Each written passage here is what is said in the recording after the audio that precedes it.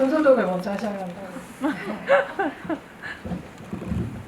밖에서 듣기로는 이미 이 영화를 상당히 많이 보신 관객분들도 오늘 여기 계시다고, 저보다 더 많이 보신 분들도 오늘 계신 것 같아요. 오늘 오신 관객 여러분께 인사 한 말씀 해주시고 저희 본격적으로 준비 시작할까요? 네.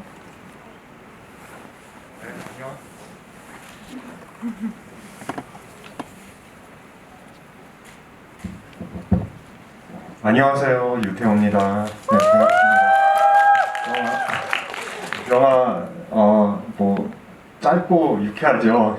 네. 네, 제가 스스로 뭐 아트 영화든 다큐 영화를 봤을 때 뭐 영화가 뭐 지루하고 재밌지 않으면 견디지를 못하는 스타일이라, 네, 저도 제 영화를 구도도 그렇고 구성도 그렇고 알짜배기를 다 집어넣고 좀 재밌게 유쾌하게 편집하려고 했습니다. 네, 오늘 이렇게 와주셔서 감사합니다. 네, 이제 막 상영이 끝나서 영화를 처음 보신 분들은 지금 영화를 머릿속으로 되새김하시는 분도 계실 테고 질문을 생각하시는 분도 계실 테니 몇 가지 먼저 여쭤보고 관객석 질문을 받도록 하겠습니다. 저는 뭐 평생 배우 일을 할 일도 없고 누가 시켜주지도 않겠지만 그 배우들이 부러운 점이 있어요. 뭐냐면 본인의 한 해 한 해를 작품으로 되게 또렷하게 기억할 수 있다는 점인 것 같아요. 이 해에는 내가 뭘 찍었지, 뭐 작년에는 뭘 하고 있었지를 아주 또렷하게 일기처럼 정리할 수 있다는 것, 그 점이 가끔 부러워지기도 하는데 2020년에도 여러 가지 일이 있으셨지만 일단 이 셀프 다큐 로그인 벨지움의 해로도 아마 기억이 되시겠죠? 근데 지금 이 작품을 다시 보시면 생생한 현실처럼 느껴지세요? 아니면 어딘가 좀 초현실처럼 느껴지세요? 시간이 지나서 이 작품을 한참 작업하실 때랑 또 소감이 다르실 것 같아요. 네, 제가 한참 편집실에 왔다 갔다 하면서 마무리 편집한 단계가 올해 3월이었었거든요. 그리고 3월부터 뭐 4월, 5월까지 거쳐서 좀 여기저기 살짝 노트만 몇 개 이렇게 뭐 편집자님한테 드리는 그런 단계였었고, 그리고 핸드폰으로 찍었던 그 컬러 커렉션, 그러니까 그런 화질을 좀 높이려고, 그리고 이쁜 컬러감을 주려고, 그리고 그레인도 넣고 좀 더 필름 같은 느낌을 주려고 그런 기술들, 기구 그런 거를 부리는 거, 그거 말고는 이미 넘어왔던 과정이라서 이제 감정적으로는 다 이제 어떻게 보면 끝나는 작업이고, 그리고 2020년을 생각하면, 네, 제 영화와 앞뒤로 영화에서 안 나오는 그때 그 해외 드라마 찍었던 그 작품, 그 두 작품이 제 기억에 남을 것 같아요. 네. 여기서 저는 배우로서의 어떤 직업적인 태도들을 스스로 계속 질문하고 답을 내린다는 점이 굉장히 인상적이었는데, 그 중에 이런 얘기가 나오잖아요. 배우는 늘 진심을 다하지만 남의 목소리로 얘기를 하는 사람이고, 어떤 부분에서는 내가 진짜처럼 느껴지지 않는다라는 고백을 여가 안에 태호가 하고 있는데, 그렇다면 여기에서 자기 자신으로서의 벤을 연기하는 기분은 어땠는지 궁금해요. 그건 역시 좀 어떤 부분은 가짜처럼 느껴졌는지, 아니면 다른 작업보다는 비교적 아주 솔직하게 느껴졌는지요. 벤이면 이제 모자 쓰고 안경 낀, 네. 편의상 벤이라고 지칭을 하면. 네네네. 네. 사실 오디션 대본상은 벤의 역할을 준비해주세요라는 말이 솔직히 카메라 뒤에 앉아 있었던 친구가 아니고, 태호가 벤의 역할을 오디션 보니까 사실 우리가 이제 이 화면 속에서 아는 그 일상의 태호가 사실 그 벤 역할을 맡은 거잖아요. 그런데 죄송합니다, 말하다가 질문을 까먹었네요. 그 벤을 연기하는 게, 네. 다른 배역을 연기할 때처럼 뭔가 내가 어딘가 가짜를 연기하고 있는 것 같고 남의 목소리인 것 같고 이런 기분이 드셨는지. 네네네.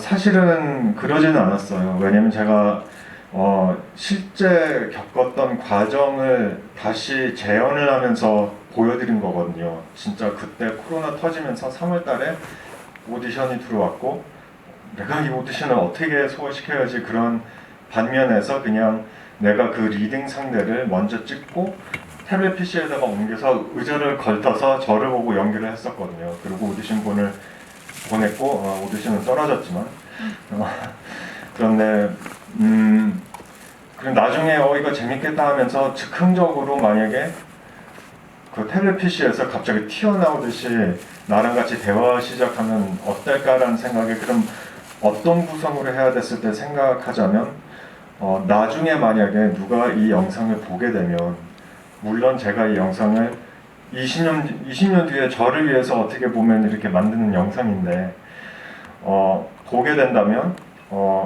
저를 비난하지 못할 만약에 비난할 거를 내가 먼저 다 비난해버려야 되겠다. 그러니까 나의 시니컬한 내가 그 시니컬하고 좀 사르케즘적으로 있는 제 반면 한쪽으로 부각시켜서 그 캐릭터를 만든 거예요. 제가 저를 계속 객관화시켜서 제가 저를 놀린 거죠. 그리고 저의 반면에 좀 진지하고 너무 막 진지빵인 제 모습을 이제 그쪽에다가 이렇게 대놓고 이렇게 두 캐릭터를 만들게 된 거죠. 그러면서 그러니까 둘 다 저예요. 스스로를 시니컬하게 바라봤다는 그 말에선 어떤 게 느껴지냐면 아닐 수도 있지만 이게 남들한테 좀 오해받고 평가를 받느니 그냥 내가 하겠다라는 의지가 좀 읽히기도 하는 것 같은데요. 네, 맞아요. 바로 그게 목적이었었고 그리고 어떻게 보면 제가 어렸을 때 셰익스피어 공부를 영국에서 했었기 때문에 그 셰익스피어 극이 시작할 때 꼭 MC라는 어떤 한 캐릭터가 있거든요. 딱 와서 무대를 인사하면서 막 관객들을 비꼬고 그리고 막 지금은 우리는 이런 무대가 펼칠 것이다 하면서 이런 식으로 이 연극을 소개하는 그런 캐릭터거든요. 어떻게 보면 영화 레토에도 그 스캡틱이라는 캐릭터 그 역할을 해줬었던 것 같아요. 그래서 그런 면에서 좀 이렇게 소화돼 있었던 그런 시니컬한 재미있는 좀 얄미운 MC 역을 해준 거죠. 또 하나의 인상적이었던 대사는 아주 많지만 늘 맡은 배역으로서 꿈을 꾼다라는 얘기였어요. 그 생각은 저는 해본 적이 없거든요. 배우들이 그런 식으로 꿈을 꿀 수도 있다는 가능성에 대해서 아주 깊이 생각해 본 적이 없었는데 그러면서 유태우 본인으로서의 꿈을 꾸지 않은 건 한참 됐다 뭐 이런 식의 고백을 하기도 하잖아요. 물론 이 다큐를 우리가 전부 믿어버리면 곤란하긴 하지만 저는 그 대사가 굉장히 인상적이긴 했는데 이 로그인 벨지움이란 작업을 하고 나서 여기선 유태우 본인을 연기한 거나 마찬가지이잖아요. 유태우 본인으로서 꿈을 다시 꾸시기도 했나요? 아니요. 아직은. 네, 제가 저의 한 20대 한 중반부터 지금까지 그냥 개인 꿈을 꾼 적은 딱 한 번밖에 없어요. 제가 기억하는 꿈은. 나머지 꿈은 다 제 캐릭터에 관련된 이제 그 가상의 세계 안에서 있었던 꿈들이었어요. 뭐 영화의 한 시나리오 안에서 뭐 한 씬에 대해서 꿈을 꿨던지 뭐 그런 아니면 이 영화에 나오던 꿈 그러니까 제가 그때 무명이라서 백남준 역할을 준비했을 때 한 달 동안 시간이 있었거든요. 시간이 많으니까 되게 중점적으로 포커스를 하면서 집중하면서 그 단편 영화를 준비했는데 단편 영화는 10분밖에 안 되는데 한 달 동안 준비하고 뭐 피아노 레슨도 받고 막 여러 가지 했고 공부도 했는데 갑자기 그 꿈이 실제로 보이스라는 행위예술가가 나타나더라고요. 나타나서 뭐 그때는 교실에서 저는 학생들 중 한 명이었었고 교실에서 보이스 선생님이 딱 가서 너의 꿈들에 관한 작업을 하나 해와라 하면서 다른 학생들은 다 고개 숙이고 막 그림을 그리더라고요. 꿈속에서. 그래서 나는 백남준인데 나는 행위예술을 해야지. 이상한 거를 많이 했으니까. 그런데 제가 또 좋아하는 그 크리스 버든 그러니까 그 빔드랍하는 그 작품 만든 그 작가가 70년도에 자기 몸으로 되게 실험적인 행위예술을 많이 했었거든요. 또 피도 보이고 막 총도 맞고 제가 그런 조금 파워풀한 행위예술가들 되게 좋아하거든요. 아브라모비치도 좋아하고 그런데 그래서 그러는지 피를 쓰면 왜 항상 괴기스럽게 표현하나라는 생각을 꿈속에서 했던 거예요. 그 기억나요. 피를 아름답게 표현하는 방식이 없나 하면서 이제 그거를 비눗방울의 아이디어가 나왔었고 그리고 꿈을 남긴다는 게 어떻게 보면 요거 이제 꿈이라는 게 추상적인 심리학인데 그거를 생물학적으로 번역하면 우리가 우리의 유전자를 자식으로 남기고 싶은 게 사실 생물학적으로 우리가 다 동물이라고 치면 하고 싶은 거잖아요. 그런데 저는 애가 안 낳다가 보니까 저의 유전자를 어떻게 사람들한테 베풀 수 있나라는 반면에서 또 나오는 한 생각이 피었었던 거예요. 그리고 또 체도 자주 하고 실제로 선생님 했던 얘기도 그런 거가 있었고 항상 어렸을 때 그 저기 농기 선생님이 그래서 그 행위에서 했던 거예요. 그러니까 뭐 한 건 가지고 오래 얘기하는 건데 지금까지도 아직도 캐릭터의 그 가상의 세계에 대한 꿈을 꿔요. 언제쯤 이제 많이 준비하다가 보니까. 네. 아니, 지금 잠깐 머릿속으로 여기서 비누방울 날리시는 상상을 제가 막 하고 있었어요. 그럼 우리는 어쨌든 유태욱 씨 유전자를 한 번씩 만져보게 되는 거 아니야? 이런 생각을 하기도 했고, 그 어떤 사람이 어떤 예술에 관심이 있는가는 항상 우리가 좋아하는 대상 혹은 동경하는 대상을 볼 때 궁금하잖아요. 이 사람은 어떤 음악을 듣고 어떤 책에서 영감을 얻고 어떤 예술에 호기심이 많을까. 근데 그걸 말로 하는 것과 본인 안에 있던 걸 이렇게 풀어서 작업으로 보여주는 건 완전히 좀 다른 경험이라는 생각을 이 영화를 보면서 하게 됐어요. 그래서 아예 류태우라는 정말 뭐 본질까지 본 것은 아니지만 이 사람이 말하는 진짜에 조금 근접하게 된 느낌을 이 영화를 통해서 받게 됐다는 생각이 들고요. 표현이 굉장히 다양하잖아요. 예술 본인이 좋아하는 예술에 대해서 이야기하기도 하고 여러 언어로 이야기를 하기도 하고 그래서 이게 굉장히 공감각적인 경험의 영화가 되는데 그래서 그런지 저는 표현도 재밌는 게 있었어요. 예를 들면 한국어에 대한 것도 한국말도 최선을 다해야지라고 하면 보통은 열심히 해야지라는 얘기를 많이 하는데 아낌없이라는 표현을 쓰시더라고요. 영화 네. 안에서. 그 아낌없이라는 단어에서 받는 인상이 있어요. 특별히 없어요. 그런 면에서 그러니까 그게 저도 처음 듣는 얘기인데 지금 그런 시각에서 접근하지도 못했어요. 뭔가 열심히 하게 그냥 제가 느꼈던 거는 아낌없이 표현해야 된다라는 게 어떻게 보면 영문으로 번역하자면 without regret, 예, 후회 없이인데 그런데 후회라는 게 그게 또 그 감수성이 맞는 게 아니에요. 저도 잘 모르겠어요 왜 그렇게 대답했는지. 그냥 그때 그 침대에서 그렇게 누워 있었을 때 그렇게 얘기해야 되겠다라는 생각뿐이었어요. 그러니까 어떤 접근성인가 어떤 성과를 놓고 만들었던 거 아니고 정말 제 민낯을 그대로 드러냈던 거라 네 아무 객관성이 없는 거예요 지금 이 상태에서.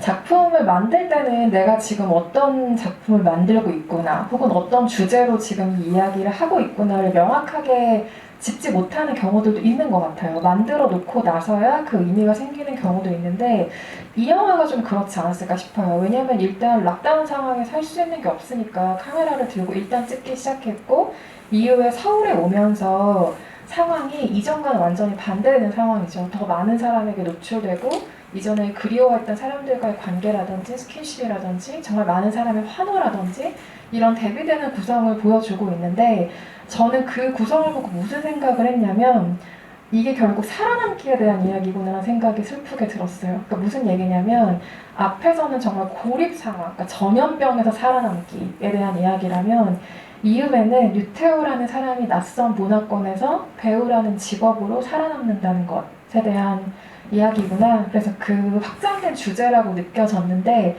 작업을 하시면서는 이게 서울의 이야기까지 붙이면서 어떻게 넓어졌다고 느끼셨는지도 궁금해요. 네, 제대로 오셨어요. 네, 살아남기를 위해서. 그리고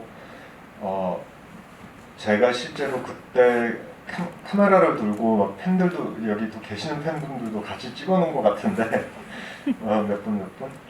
근데 계속 그동안에 이 영화 속에서 경험해왔었던 그런 전사를 깔아놓고 이렇게 찍으니까 저는 스스로 그냥 너무나 뭉클했어요. 고맙고. 그러니까 그 입장 그리고 그 전개를 콘트라스트적으로 보여줄 수 있으면 좋겠다 해서 나중에 한국에서 그렇게 찍은 거죠. 질문에 답이 됐나요? 네, 좀 더 관객석에 나오는 질문으로 이야기하실 게 네, 있으실 네, 것 같아요. 관객석 질문을 받아볼게요. 처음 질문해 주시는 분께는 선물이 있습니다. 가장 먼저 손 드신 관객분께 마이크 드릴게요. 사이드 네 번째 줄에 계십니다.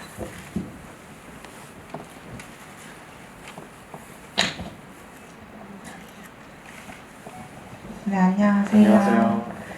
저는 영화를 보고 어쨌든 지금은 감독님으로서 여기 오신 거지만 이 영화를 만들고 그리고 이 영화를 찍고 이 영화의 감독이 된 데 있어서는 배우 유태호라는 정체성이 매우 작용을 했기에 이 영화가 만들어졌다고 저는 느껴졌어요. 근데 이제 극 초반에 이제 벨지움에 갇혀 계실 때 이제 그때 나는 2년 동안 2년 반 동안 너무 쉼없이 달려왔고 그래서 난 뭐랄까 여러 가지 그런 표현을 하시다가 난 나를 잃어버린 것 같아 라는 비슷한 표현을 하셨는데 이 표현이 그동안 쉼 없이 작품을 해서인지 아니면 배우로서 내가 아직 마음에 드는 배역을 만나지 못해서인지 그런 이유가 좀 궁금하고 그렇게 내가 배우가 되고 싶어서 배우가 됐지만 또 그렇게 생각하게 된 지는 얼마나 되셨는지 지금도 그렇게 생각하는지 좀 궁금합니다.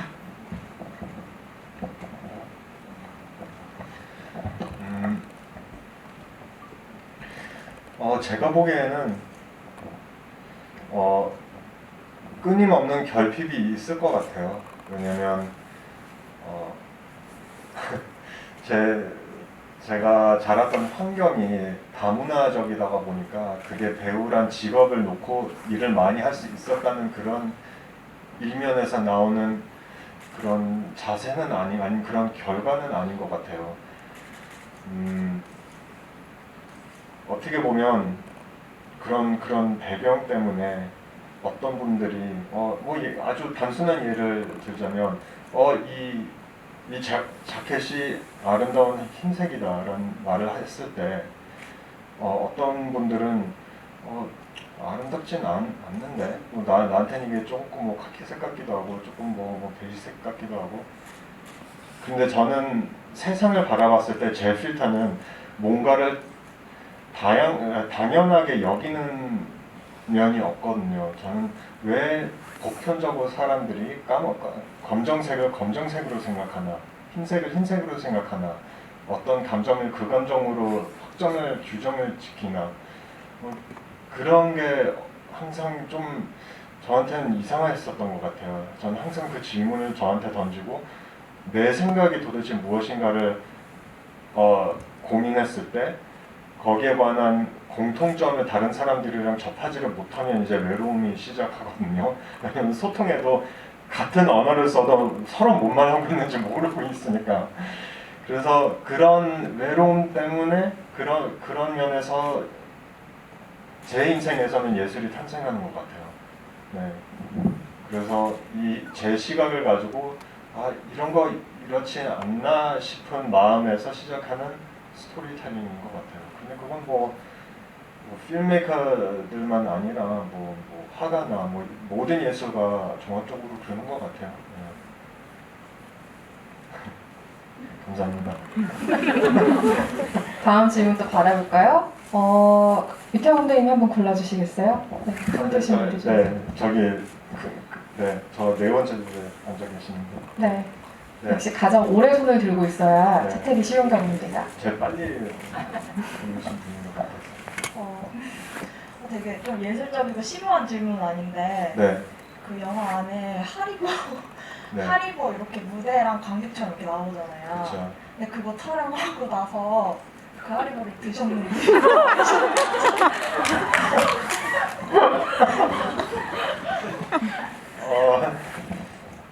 사실 제가 그동안에 너무나 그런 음식들을 그러니까 조리지 못하고 먹고 살았던 음식들이 많아서 그런 칩스인가 하리보인가 이 영화를 위해서 다 영화 이거 찍기를 위해서 먹고 찍은 거죠. 너무 먹기 싫었어요. 네, 너무 막 그렇게만 먹고 있었으니까 혼자서. 예. 그래서 그 하리보는 8봉지였었고요.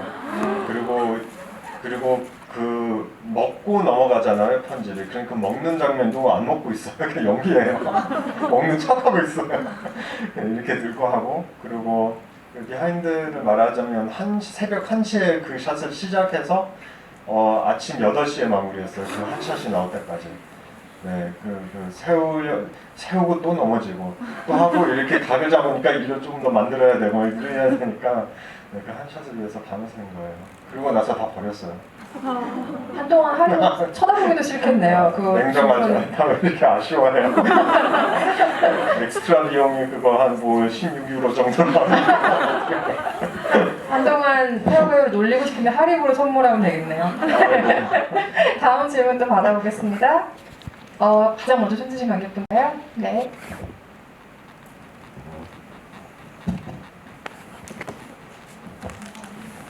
세 번째 질문까지만 선물을 드립니다. 안녕하세요. 안녕하세요. 네, 저 그 시사회에서 처음 봤었을 때는 네. 그 방울토마토와 바나나를 처음에는 그냥 호텔에서 일하시는 분한테 드리는 거라고 생각을 했었거든요. 아, 네.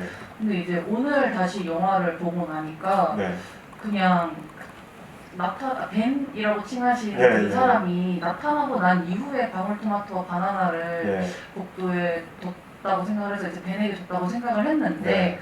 이게 감독님의 의도가 뭔지 너무 궁금해서.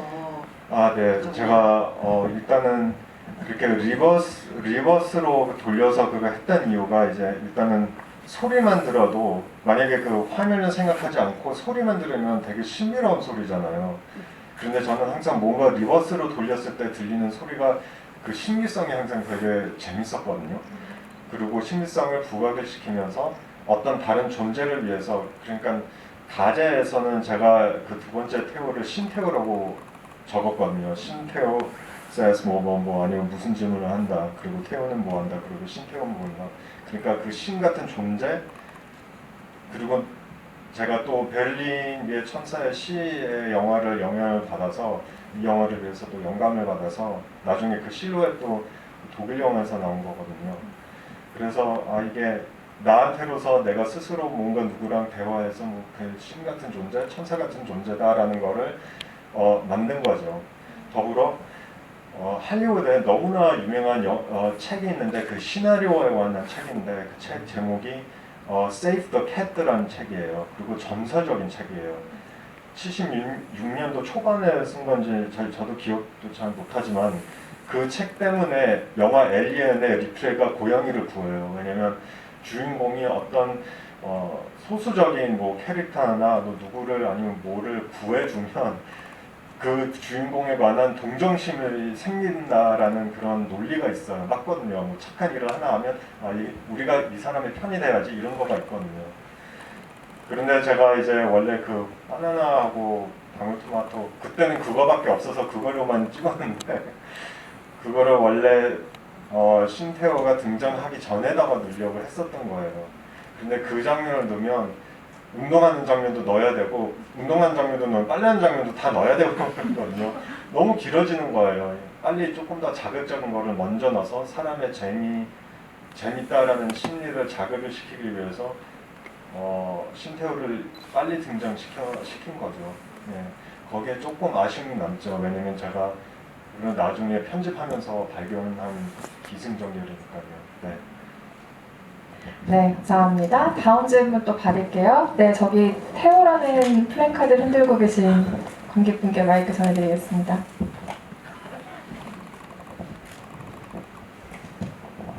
영화의 확산이 다 깨져버리네. 현실적인 얘기를 하니까. 네, 안녕하세요. 저도 시사회 때 보고 지금 두 번째 보는 건데 감사합니다. 제가 시사회가 끝나고 한 장면이 계속 떠올랐어요. 그 혹시 검은색 얼굴 4명 그려져 있는 티를 자주 입고 나오시던데 그 혹시 그 인물하고 아는 관계이신 건지 아니면 그 티가 너무 편해서 계속 그 티만 입으시는 건지 아 여기 네네네. 이렇게 4개 있는 거야. 얼굴 4명. 네. 아 제가 오케이 제가 그 이제 시각적인 비주얼 큐라는 게 이제 언어적인 건 NLP라고 있거든요. 그게 뉴로 링구이스트 패터닝이란 말인데 어떤 무의식으로 심리학적으로 어떤 언어를 쓰면 누구의 심리를 움직일 수 있다라는 그런 논리에서 나오는 저의 결정들인데요, 이 영화 속에서. 그러니까 두 가지가 나타난다라는 그 분리시키는 심리를 제가 애초부터 넣고 싶었었던 이유였었던 거예요. 그래서 럭인 벨지움도 그냥 페이드인으로 뜨지 않고 반면에서 두 개가 이렇게 들어오고 처음에 테오랑 같이 목격하는 거 두 빛이 이렇게 갈라서 이렇게 보이는 걸 그 장면을 보여드린 거고, 그리고 또 제가 좋아하는 배우인데 버 스펜서라는 배우예요. 그런데 스파게티 웨스턴 70년도 80년도 제 그 전성기 때 유럽에서 이태리에서 너무 유명한 배우였는데 제가 독일에서 자라면서 뭐 매해마다 크리스마스 때 TV에 나오는 그런 서부 영화들처럼 보이지만 사실 이태리 웨스턴 장르들의 영화의 주인공이었었어요, 그 배우가. 그래서 제가 너무 좋아하는 배우고 그 배우의 티를 몇 개 가지고 있고 하필 제 영화의 뜻에 맞게 이제 그렇게 분리되는 색깔이 또 있어서 항상 그런 비주얼 큐를 관객들한테 드리고 싶었었던 거예요. 그리고 그거를 입으면서 또 제가 여러 가지 저의 사진을 모아서 그 게임을 하잖아요. 팬들이 만들어준 게임이지만 그런 우연치 않게 그런 요소들이 모여서 이제 그런 큐들이 있는 거죠. 재밌는 질문이었습니다. 마지막 질문 하나 더 받을 텐데요. 이쪽을 너무 바라보지 않았죠? 네, 세 번째 줄에 계신 관객분께 마지막 질문 마이크 드리겠습니다.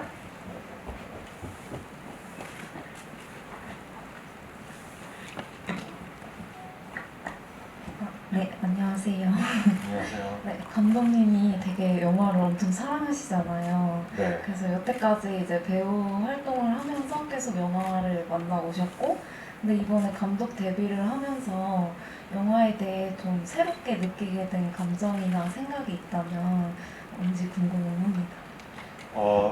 특별히 새롭게 느끼는 건 없어요. 제가 그냥 감으로 추측했었던 노하우 그냥 증명됐다고 그러고 할까? 예. 단지 이제 다른 영화를 봤을 때 좀 더 연결과 구도를 좀 더 유심히 보고 조명도 좀 더 잘 보고 컬러 커렉팅, 그러니까 한국에서 DI라고 불리죠. 그러니까 색보정 했을 때 왜 그런 색보정을 해서 그렇게 넣나라는 그런 미묘한 차이들을 조금 더 집중적으로 보게 되죠. 네. 예를 들자면 흑백 장면으로 넘어가서 춤추는 밤거리에서 춤추는 장면이 흑백으로 넘겨져 있잖아요. 그런데 지금 얘기 들으면 또 말씀드리면 제가 일부러 블루톤을 더 넣었거든요. 네, 블루톤을 넣어서 좀 더 멜랑콜리하면 이상하게 블루톤이 돌면 조금 더 뭐 멜랑콜리한 톤이 돌더라고요. 네, 그런 감수성을 건드려고 해서 그런 식으로 뭐 그런 노하우 조금 생긴 것 같아요. 그리고 제 연기에 또 좀 좋은 경험이 됐었던 것 같고 앞으로 다른 감독님들이랑 같이 소통할 때 뭘 원하시는지 좀 더 빨리 캐치할 수 있는 좀 눈치 생겼다고 할까? 네, 그 정도는. 네. 아무래도 기술적인 영역이 뭔가들을 좀더 생각하게 기술적인 면에서 되겠죠? 좀 경험을 네. 좀 많이 하게 돼서. 네. 저의 질문도 600개가 남았고 여러분도 그만큼의 질문이 있겠지만 저희가 아쉽게도 자리를 마무리해야 하는 시간이 됐습니다. 영화 드시기가 참 짧죠? 오늘 오신 관객 여러분께 끝인사 한 말씀 부탁드리겠습니다. 네, 오늘 이렇게 와주셔서 너무 고맙고요. 다른 비하인드 하나 더 드리자면 제가 100개 장면까지만 찍고 원래 그냥 집에서 친구들한테 보여주려고 했었던 영화예요. 그런데 이제 니키가 제 배우자가 여기 N9 이사님을 데리고 와서 한번 봐라 같이 저녁 먹고 했는데 이사님이 너무 재밌고 이 정도면 극장 개봉 노릴 수 있을 것 같다. 욕심내도 된다. 또 좀 더 할 말이 없나. 그래서 제가 좀 더 이제 장편적으로 영화를 만들기 위해서 한국 분량도 찍었는데 사실 코로나가 터지고 나서 N9 극장이 배급사이기도 하고 극장이기도 하지만 작년 여름부터 너무 사람들이 영화 보러 안 오니까 너무 힘들다 해서 앞으로 문을 닫을까? 극장을? 아니면 직원들한테 물어보셨대요. 저기 대표님이. 아니면 좀 덜 받고 계속 일을 할까 하면서 지금까지 버텨온 거예요. N9 배급사가 없었으면 여기까지 오지도 않았었을 거예요, 영화가. 그러니까 물론 제 영화이긴 하지만 그리고 N9 배급사가이긴 하지만 그런데 뭐 여러 아트 영화 극장들이 많잖아요. 뭐 그린마레도 있고 뭐 에모 아트스페이스도 있고 뭐 시네큐도 있고 뭐 영화를 많이 가서 좀 봐주셨으면 좋겠어요. 그래서 물론 제 영화도 입소문을 많이 내주시고 네, 저는 감사하게 생각하겠지만 정말 다 영화를 사랑하는 입장에서 시작한 사업이잖아요. 근데 그 안에서 정말 순수하게 열정적으로 일하신, 낭만적으로 일하신 분들이 많이 계시니까 그런 분들을 위해서 네, 영화관을 많이 찾아주셨으면 좋겠습니다. 네, 감사합니다. 옛날 크루들 지금 울고 있는 거 아니죠? 뒤에 서 계신데. 네. 12월 1일에 또 내일 마침 로그앤별짐이 개봉을 하니까 주변에 영화를 재미있게 보셨다면 좋은 입소문도 많이 부탁드리고요. 12월 한 달 동안 전투적인 활동으로 홍보 활동에 나서신다고 하니까 많은 응원을 부탁드리겠습니다. 서울독립영화제에서도 마저 즐거운 시간 보내십시오. 감사합니다. 감사합니다.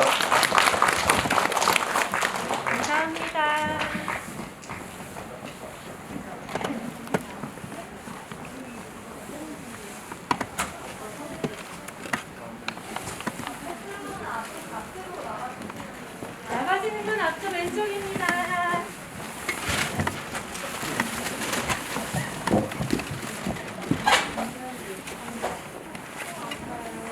잘 가요. 안녕히 가요.